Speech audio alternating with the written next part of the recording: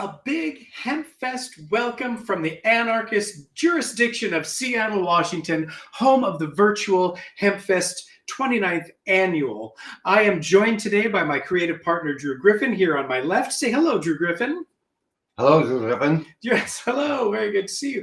Drew, maybe you might want to have a seat over here and get you framed in the shot. I think would be good. Hello. Yes. So last year, Drew and I did a cooking demonstration at Hempfest Live in Seattle. Awesome. And we had a great time. Awesome, absolutely. And so when they asked us to do a virtual Cooking with Cannabis demo this year, we, of course, leapt at the opportunity to do that. As quick as fucking possible. Yeah. What are you making today, Bits? Oh, I'm so glad you asked. One of the most frequent questions I get asked is, Bitsy, can I make cannabis butter in my house without having any special equipment? And the answer to that question is yes. And today we're going to do that. So, is there anything you need specifically to do before you make the butter? Yes, that is a great question. I'm glad I wrote it for you to ask me. I'm glad that I read it. Before we start making our cannabis butter, we do have to do a process called decarboxylation. Now, Drew, when you smoke a joint, what happens? I get really fucking high. That's the point. Yes. So, but when you light it and you smoke it, the flame makes that cannabis heat up, and then it causes a smoke, and that's what activates the THC, the psychoactive portion of the pot. That's my favorite part. So we have to do that in advance here when we're making the butter. Oh, that's the same thing? Yes. Oh, yes. Okay. We're going to do it differently. So I just buy this kind of shake at the if there's a pot store in your city and it's legal where you live. You don't have to buy the really expensive stuff. This is just some shake it's got a nice high THC content. Put it in a thing like this, a little dish, put a lid on it. You put it in a toaster oven at about 240 degrees for about 40 minutes. Now, this will stink your house the F up. So, where do I do this, Drew? In the garage. That's right, in the garage. So we decarboxylate our weed that way. Oh, my bullets are falling off. Well, we'll just get rid of them. If you forgot to decarb your weed, no problem. We can achieve the same result. We just need to simmer this for 8 hours instead of 4 hours. So you might want to do this overnight or something like that. But that will achieve the same effect of activating the THC. Yeah. So exactly how strong will the butter be when you're done with it? Well, that all depends on the THC content of the weed that you buy. And then there are a gazillion calculators online that you can use to calculate how much THC comes out of this and into your infused butter. You have to know what the THC content of that is, and you have to know how much oil that you're infusing it into, and then it can work out. But for our purposes, we don't care. Let's talk for a second about yield. When you make cannabis butter, you're not going to yield 100% of the butter that you started with. You're going to lose about 15 to 20%. You know, like when you make whiskey in a barrel? I don't make my own whiskey. I do. That. Keep on going, girl. Well, I do. I know. And the barrel kind of soaks up about 10% of that whiskey. They call that the angel's portion. I call that our backyard garden. So let's say I'm going to need 1 pound of butter, which is 4 sticks. I'm actually going to use 5 sticks because it's going to evaporate some, and when you strain it, you're going to lose a little bit there as well. So you're going to want to take your butter and put it in one of these jars. This is a canning safe jar, meaning it can handle high heat. Do not use like a mayonnaise jar or a jar from pasta sauce or anything like that. It's not going to do well. You want to use something that's can stand the heat. So after the weed is decarboxylized, I love that word. It just rolls right off the tongue, doesn't it? Mine. You're going to want to divide this evenly between the 2 jars. All right, and then we're going to seal these jars. And great. There you have it. And then what we're going to do is we're going to take water. And we're going to pour this water into our crock pot, and we're going to fill it about halfway up. We're going to turn this onto high, and we're going to heat this up to 185 degrees Fahrenheit. Now, you have a digital thermometer like this. Just set it to Fahrenheit, turn it on, and just go. And once it gets up to 185 degrees, look, bingo, just like it happens on all the cooking shows, all of a sudden it's the perfect temperature. Perfect.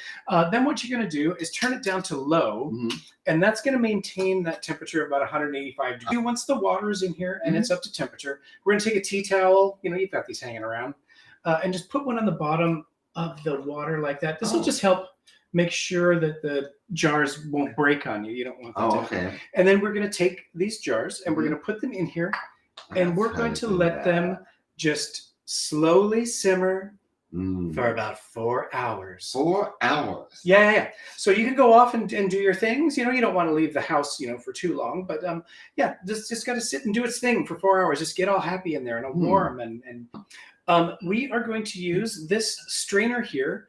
This is called a China strainer. I don't know why. I also don't know why some people call it the China virus. But it's called a China strainer. And it's really super fine mesh. Some people use cheesecloth or a paper bag filter. But I find that just soaks up too much of the cannabis and too much of the butter. So, and then, yes. But that looks like a butt plug. You seem very fascinated by it. Yeah, well, it looks a lot like the one my grandmother had. She'd been over and farted one time and nearly shot the cat. So no, the poor cat. Well, no, it's called a reamer. Oh, close, close. So if that is my grandmother. Yeah. So then you just kind of get it in here like that, and do that and get the butter out. And shake the foundations from the sky. Yeah, squeeze all that butter out of there.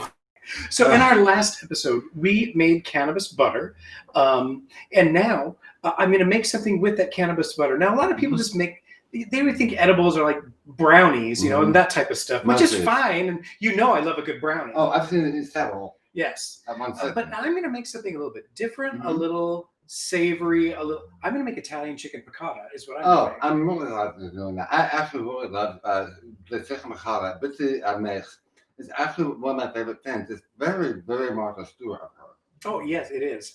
And by the way, Martha Stewart, has anyone checked on her? I mean, with COVID, I think that people that are elderly and have a compromised immune systems that we should be checking on. Not compromised immune system with her. It's just kind of geriatric. I'm just saying, if you're over 70 and sexually active, you've got to have at least a UTI. All right, can we get back to the cooking, please? Okay. I know you don't like the woman, but come on. All right, so here we go. We're going to make Italian chicken piccata.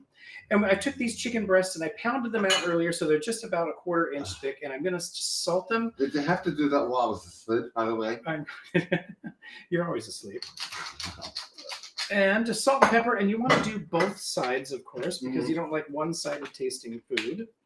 No. So salt and pepper both sides. Here we go. This is just kosher salt. That's kosher, okay. Yep. All right. And then fresh ground pepper is best. And then this is some flour that I've got here that's also got salt and pepper in it too. You want to season. Right. I like flavor. Yes. Now I'm gonna turn the stove on over here and get this heating up. Nice. And while that gets hot, I'm going to pour in a little bit of grapeseed oil. I use grapeseed oil at this point because it has a high smoking point, and you want to get a nice good brown on this chicken.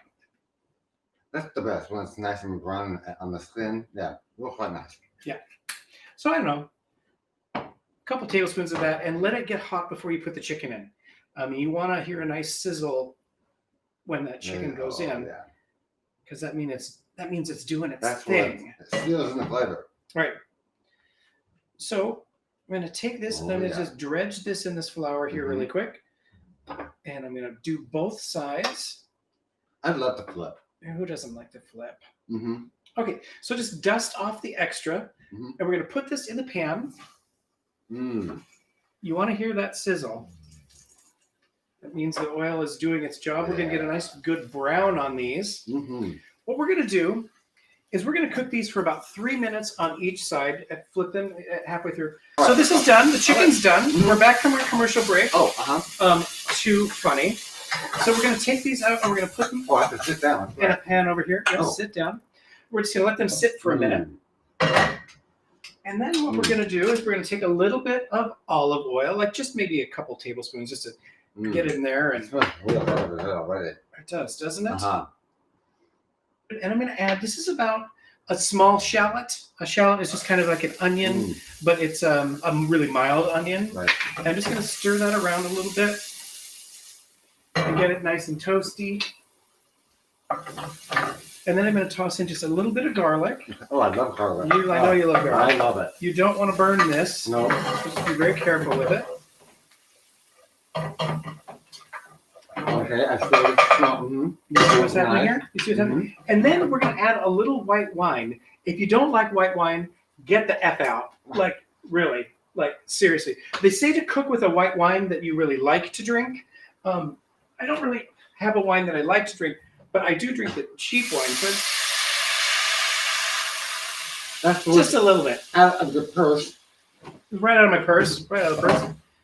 And to that, I'm going to add, these are capers. These are little capers. Yeah, they're like a little mustardy kind of taste. A little, you want to drain them because the brine that they're in is pretty strong, but they got kind of a mustardy taste. They're juniper berries, and they're really quite delicious. And we're going to toss those in there as well. And we're just on a really low simmer here. I would love a good slow simmer. Right? Yeah. Nothing too big. No. I'm going to zest a little bit of this lemon in there. Now, why do you zest a lemon in this? Well, most of the flavor of the lemon, oddly enough, is in the oil on the outside. And what this does is this just kind of releases the oils into that. And nice. So not too many shavings there, just a little bit. Yeah, just a little bit. Just a little bit. And we're going to add some of the juice from the lemon really here. Smell that lemon too. You know, Yes. Yes. I really smell that. So good. And to this, we're going to add our cannabis butter. Oh, no.